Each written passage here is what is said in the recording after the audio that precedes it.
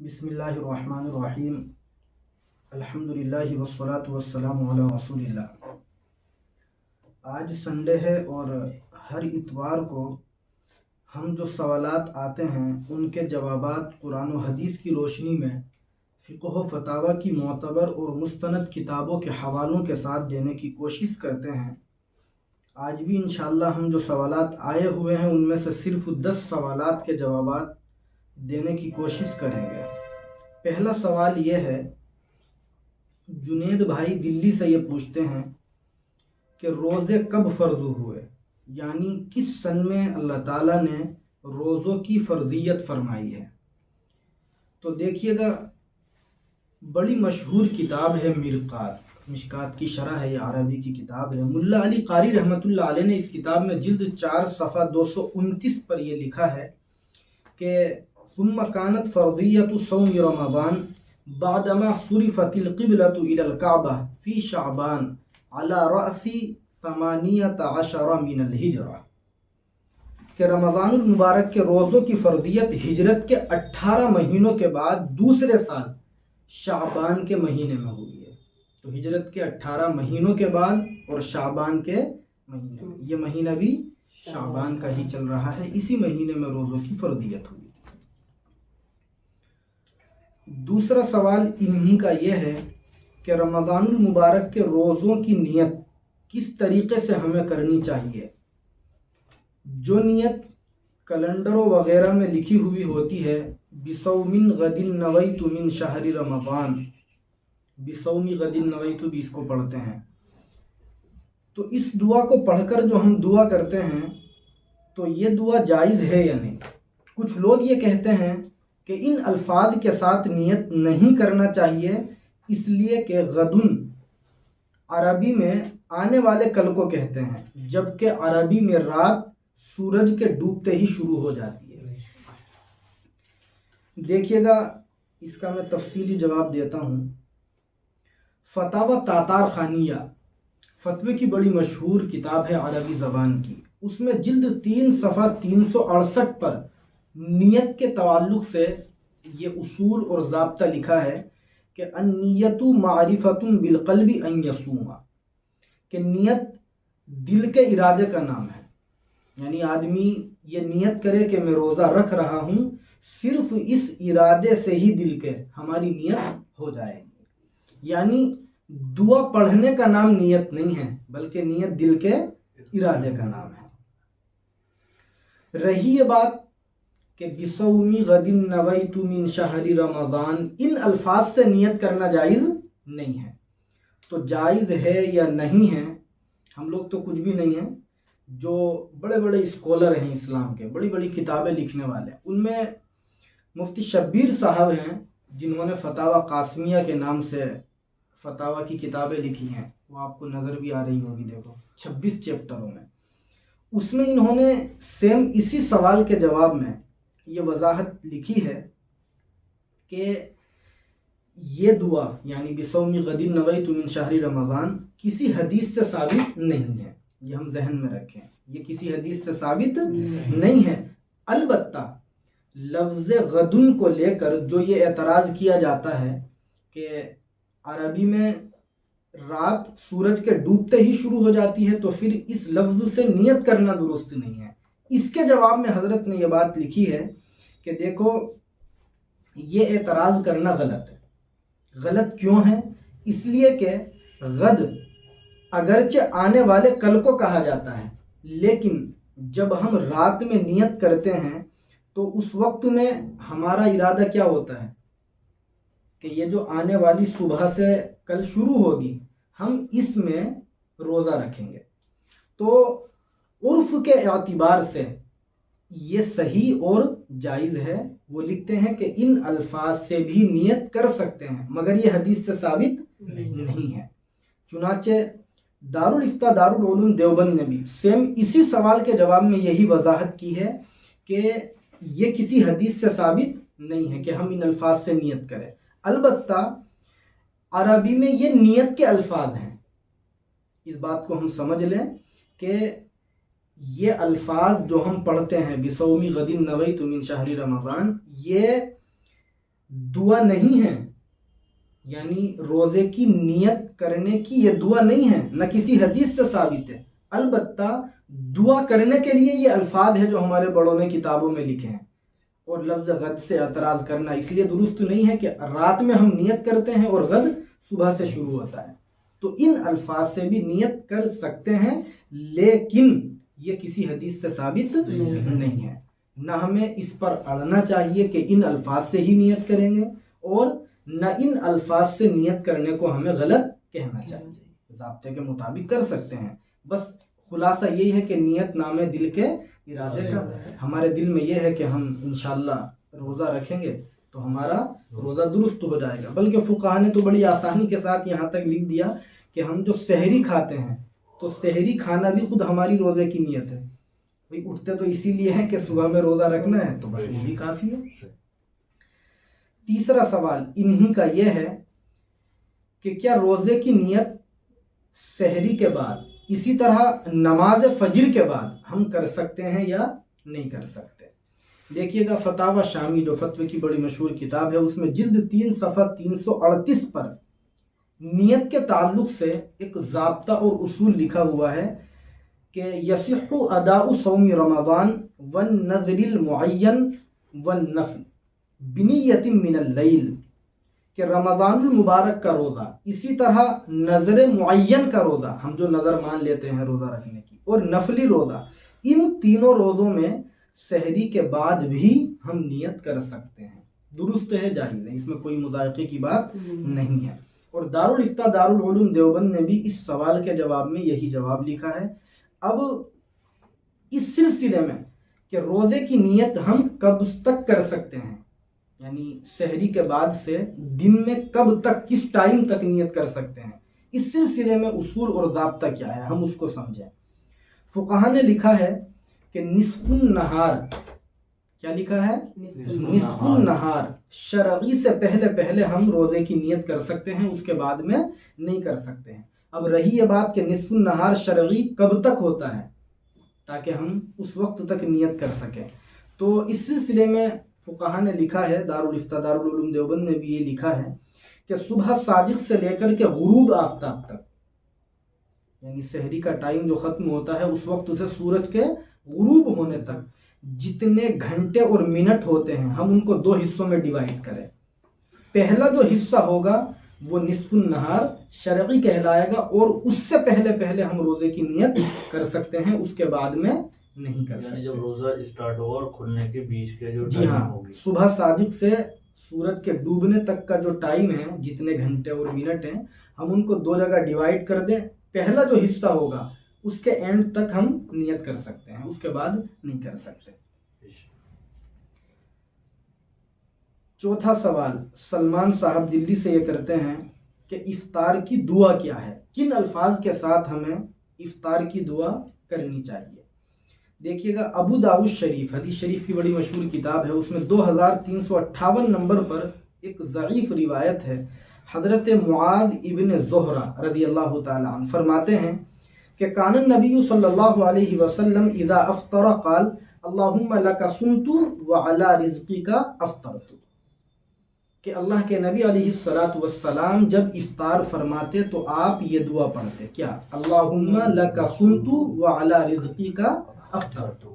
تو یہ دعا حدیث سے ثابت ہے، ابو داؤد کا میں نے ابھی نام لیا آپ کے سامنے، تو ان الفاظ سے ہی ہمیں دعا پڑھنی چاہیے۔ رہی وہ دعا جو ہمارے درمیان میں کافی مشہور ہے، اللہم انی لک صمت وبک آمنت وعلیک توکلت وعلی رزقک افطرت، تو یہ دعا کسی حدیث میں وارد نہیں ہوئی ہے۔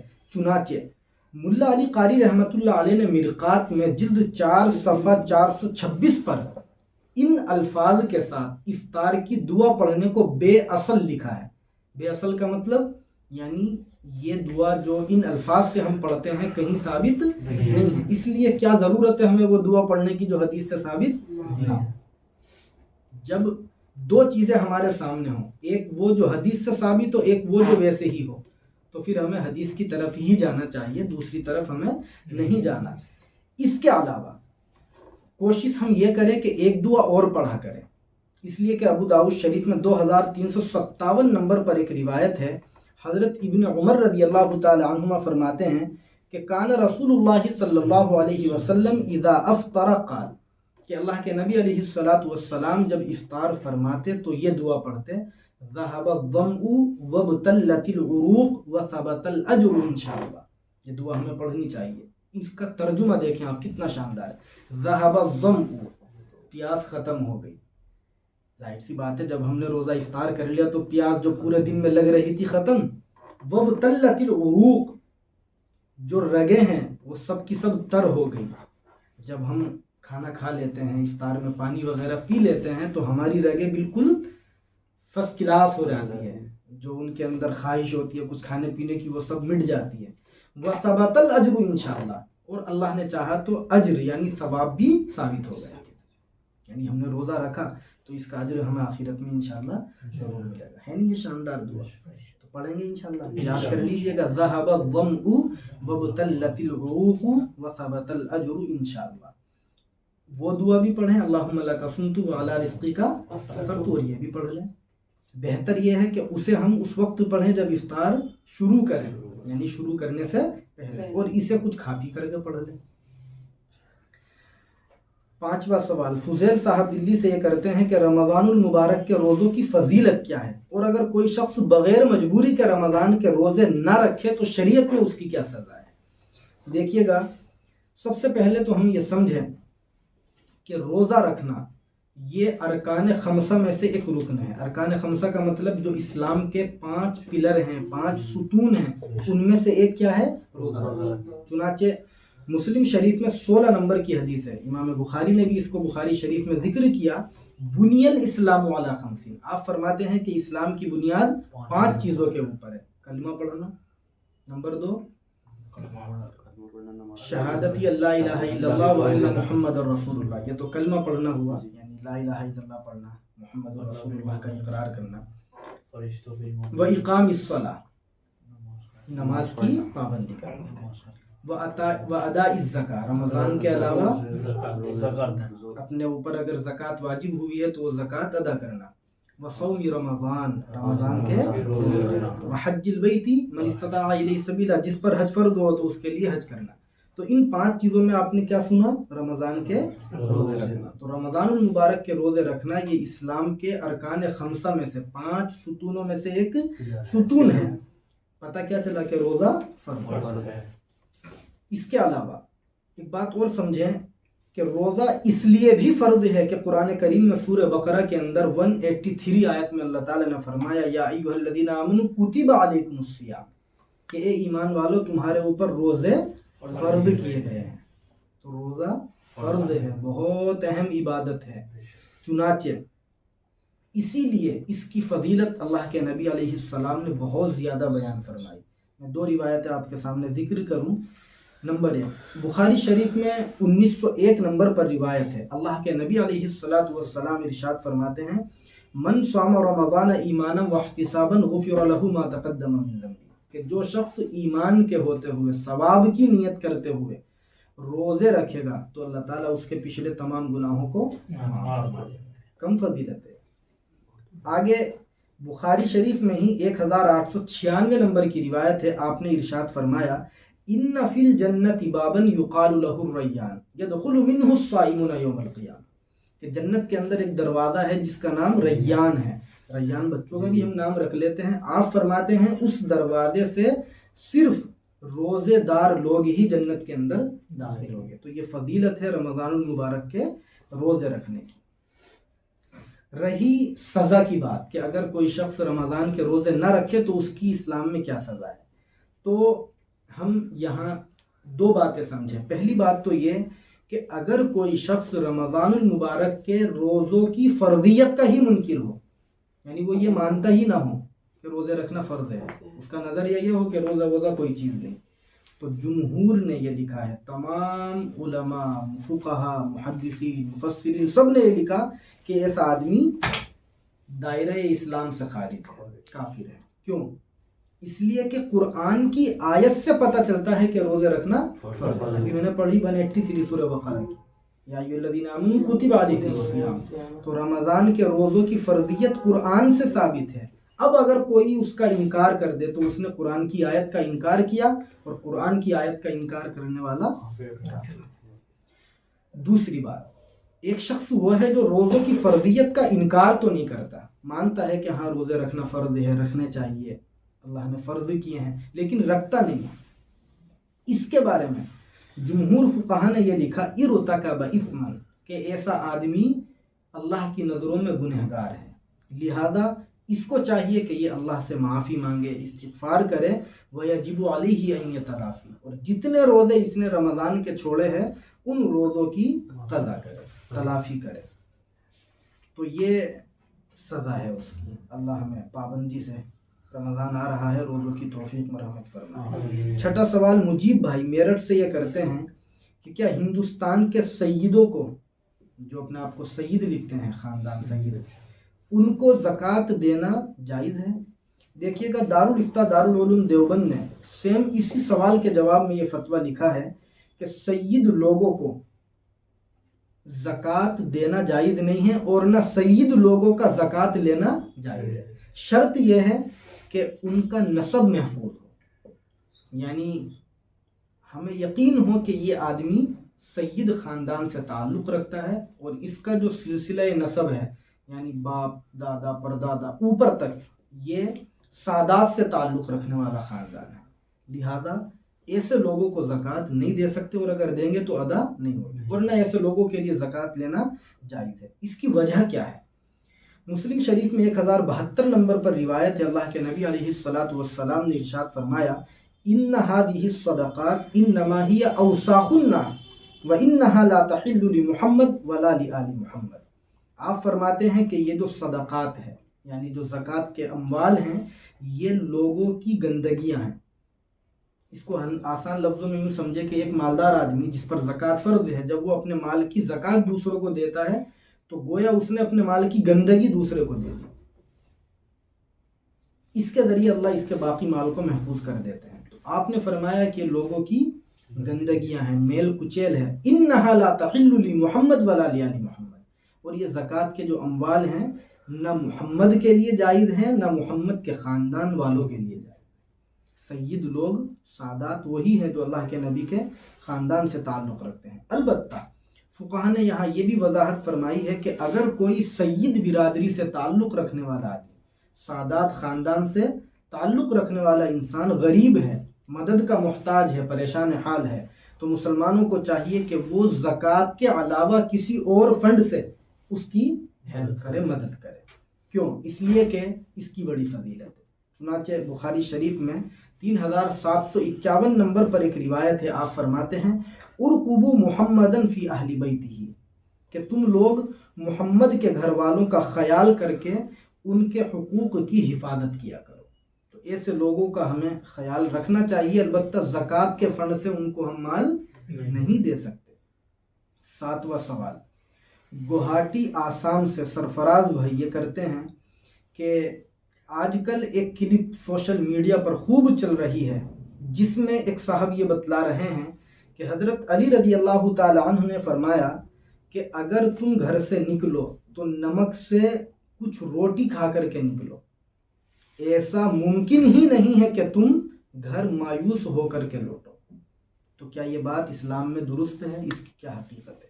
دیکھیے گا کتابوں کو بہت زیادہ ہم نے آج تلاش کیا، بڑوں سے رجوع بھی کیا، لیکن یہ بات حضرت علی رضی اللہ تعالی عنہ کے حوالے سے کہیں بھی کسی معتبر کتاب میں نہیں ملی، لہذا یہ من گھڑت اور موضوع بات ہے، بے سند ہے، بے اصل ہے۔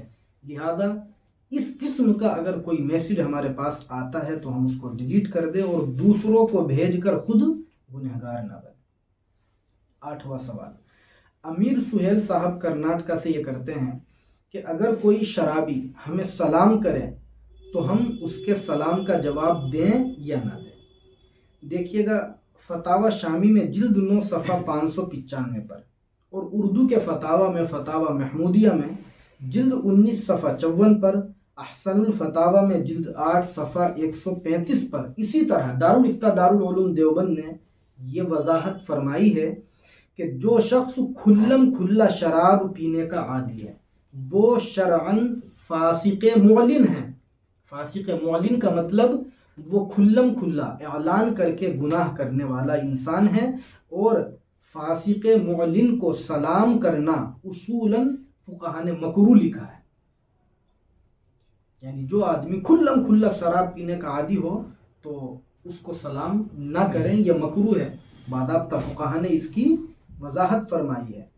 البتہ دو باتیں دارالفتاء نے لکھی ہے. پہلی بات یہ کہ اگر ہمیں یہ امید ہو کہ سلام کرنے کی وجہ سے یا سلام کا جواب دینے کی وجہ سے یہ شخص ہمارے قریب آئے گا، ہم سے تعلق رکھے گا، دین کی باتیں بھی سنے گا، تو شاید وہ ہمارے قریب آ کے سدھر جائے، شراب چھوڑ دے، تو اب اس صورت میں ہمیں اس کو سلام کر لینا چاہیے، اور وہ کرے تو جواب بھی دینا چاہیے. دوسری بات، اگر ہمیں یہ خطرہ ہو کہ اگر ہم نے اس کو سلام نہ کیا یا اس کے سلام کا جواب نہ دیا تو شاید یہ ہم سے دشمنی کرے گا، ہمیں نقصان پہنچائے گا، اس وجہ سے اس کے شر سے محفوظ رہنے کے لیے بھی فقہا نے لکھا ہے کہ ہمیں چاہیے کہ ہم اس کو سلام کر لیں. ایسی صورت میں اس کو سلام کرنا جائز ہے. یہ دو صورتیں لکھی ہیں. نواں سوال معراج بھائی جیت پور دلی سے یہ کرتے ہیں کہ اگر ہم نے عشاء کی نماز نہ پڑھی ہو اور تہجد میں ہماری آنکھ کھل جائے اور دل میں یہ جذبہ پیدا ہو کہ ہمیں تہجد پڑھنی چاہیے اور عشاء ہم نے پڑھی نہیں، تو پہلے ہم عشاء پڑھیں یا تہجد پڑھیں؟ دیکھیے گا یہ بات تو آپ سب کی بھی سمجھ میں آ رہی ہوگی کہ عشاء کی نماز پڑھنا فرض ہے اور تہجد کی نماز نفل ہے، اور فرض کا درجہ نفل سے پہلے ہے. اس لیے پہلے ہمیں عشاء کا فرض ادا کرنے چاہیے اور اس کے بعد ہمیں تہجد کی نفل نمازیں ادا کرنی چاہیے. 10واں سوال قمر شاہین صاحب اوکھلا دلی سے یہ کرتے ہیں کہ دو لڑکیوں کی ماں ایک ہے لیکن ان کا باپ الگ الگ ہے، تو کیا ایسی دونوں بہنوں کو ایک آدمی ایک ساتھ اپنے نکاح میں رکھ سکتا ہے؟ شریعت اس کے بارے میں کیا کہتی ہے؟ دیکھیے گا یہ دونوں بہنیں حقیقی بہنوں کے درجے میں ہیں چونکہ ان کی ماں ایک ہے، باپ اگرچہ الگ الگ ہے، لہذا ان دونوں بہنوں کو ایک ساتھ نکاح میں جمع کرنا جائز نہیں ہے. اور اس کی وجہ یہ ہے کہ قرآن کریم کی سورہ نساء کی آیت نمبر 24 میں اللہ تعالیٰ نے یہ ارشاد فرمایا کہ وَأَن تَجْمَعُوا بَيْنَ الْأُخْتَيْنِ، کہ تمہارے لیے دو بہنوں کو نکاح میں جمع کرنا حرام ہے، جائز نہیں ہے. آپ لوگوں میں سے کسی کا کوئی سوال ہو تو آپ بتلائیے ذرا. آپ کیا کہہ رہے تھے؟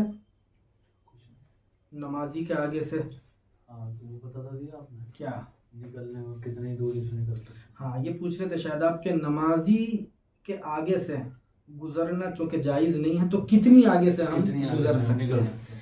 دیکھیے گا دارالفتاء دارالعلوم دیوبند نے باضابطہ اس سوال کے جواب میں لکھا ہے کہ 3 صفوں کے بعد یعنی 12 فٹ کے فاصلے سے، ہمارے یہاں چونکہ عام طور سے 4 فٹ کی ایک صف ہوتی ہے تو 12 فٹ ہو گیا، تو خلاصہ یہ کہ 3 صفوں کے بعد سے ہم نمازی کے آگے سے گزر سکتے ہیں، اس کی گنجائش ہے. تم کیا کہہ رہے تھے؟ میں کہہ رہا تھا کہ پیتل کے زیورات اگر عورت پہن کر نماز پڑھے تو دیکھو پیتل کی انگوٹھی پہن کر نماز ہوگی یا نہیں ہوگی. بہت سی عورتیں یہ کہتی ہیں کہ اگر کوئی پیتل کی انگوٹھی پہن کر نماز پڑھے تو نماز نہیں ہوگی. ہم یہاں اولاً تو یہ سمجھیں کہ پیتل کی انگوٹھی کا پہننا کیسا ہے. تو 2 چیزیں ہیں، ایک ہے مرد اور ایک ہے عورت. مردوں کے لیے تو چاندی کے علاوہ کسی اور انگوٹھی کا پہننا جائز ہی نہیں ہے. اب موقع نہیں ہے ورنہ میں تفصیل سے آپ کو بتلاتا. اللہ کے نبی علیہ الصلوۃ والسلام نے حدیث کے آتا ہے کہ ایک شخص کے ہاتھ میں سونے کی انگوٹھی دیکھی تو آپ نے اس کو لیا اور فطرحہ، اس کو پھینک دیا. چنانچہ اسی روایت کی روشنی میں فقہا نے لکھا کہ مردوں کے لیے سونا جائز نہیں. چاندی کی گنجائش ہے وہ بھی 4 ماشا. رہی عورتوں کی بات تو فقہا نے لکھا ہے، دارالفتاء دارالعلوم دیوبند کا بھی یہی فتویٰ ہے کہ عورتوں کے لیے ہر قسم کے زیورات کا پہننا جائز بالکل درست ہے، جائز ہے. البتہ انگوٹھی کی اگر ہم بات کریں تو عورتوں کے لیے صرف سونے اور چاندی کی انگوٹھی پہننا جائز ہے. ان دونوں کے علاوہ کسی اور دھات کی انگوٹھی پہننا عورتوں کے لیے بھی جائز نہیں ہے. رہی نماز کی بات تو یہ الگ بات ہے کہ جائز ہے یا نہیں ہے، لیکن اگر کوئی پہن کر کے نماز پڑھ لے تو نماز ہو جائے گی۔ مثال کے طور پر کوئی مرد ہے سونے کی انگوٹھی پہن کے نماز پڑھ لے تو اگرچہ انگوٹھی پہننا جائز اس کے لیے نہیں ہے، لیکن نماز اس کی ہو جائے گی۔ ڈائمنڈ کی بھی نہیں پہن سکتے؟ نہیں۔ اور بس آج اتنا ہی رہنے دیتے ہیں، انشاءاللہ باقی اگلے ہفتے دیں گے۔ اللہ تعالی ہم سب کو شریعت کی، قرآن و سنت کی صحیح سمجھ نصیب فرمائے اور عمل کی بھی توفیق مرحمت فرمائے۔ السلام علیکم ورحمۃ اللہ وبرکاتہ۔